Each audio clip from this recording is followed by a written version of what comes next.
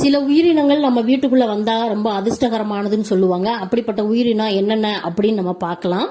சிட்டுக்குருவி தான் முதல் இடத்துல இருக்கு. இந்த சிட்டுக்குருவி நம்ம வீட்டுக்குள்ள வந்து போனாலோ, நம்ம வைக்கிற தண்ணி உணவு சாப்பிட்டாலோ நம்ம வீடு என்னைக்குமே ஒற்றுமையா இருக்கும். ஒற்றுமை பலம் மேலோங்கி இருக்கும். அது மட்டும் இல்லாம லட்சுமிகரமா இருக்கும். இரண்டாவது இடத்துல ஆந்தை. இந்த ஆந்தை நம்ம வீட்டுக்குள்ள வரக்கூடாதுன்னு சொல்லி நம்ம முன்னோர்கள் சொல்லுவாங்க. அது முற்றிலும் தவறான கருத்து. ஆந்தை மகாலட்சுமி தாயாரோட முழு வாகனம். இந்த வாகனம் நம்ம வீட்டுக்குள்ள வந்தா மகாலட்சுமியே வந்ததுக்கு அர்த்தம். அப்ப நம்ம வீடு சுபிக்ஷமா இருக்கும். அதுக்கு அடுத்தபடியான இடத்துல இருக்குது வெள்ளை நிற புறா.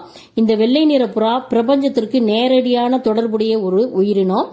இந்த உயிரினம் இருக்கக்கூடிய இடம் செல்வ செழிப்பா இருக்கும். செல்வ செழிப்பு உள்ள இடத்துல மட்டுமே இந்த புறா இருக்கும்.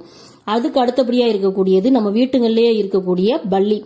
இந்த பல்லி எந்த வீட்டுல அளவுக்கு அதிகமா இருக்கோ அப்ப அந்த வீடு செல்வ செழிப்பாவும் லட்சுமிகரமாவும் குலதெய்வத்தோட அருளும் இருக்கு அப்படின்றத நம்பலாம். இதுல முக்கியமா வெள்ளை நிற பல்லி இருந்ததுன்னா மகாலட்சுமி தாயாரே நம்ம வீட்டுல குடியிருப்பாங்க.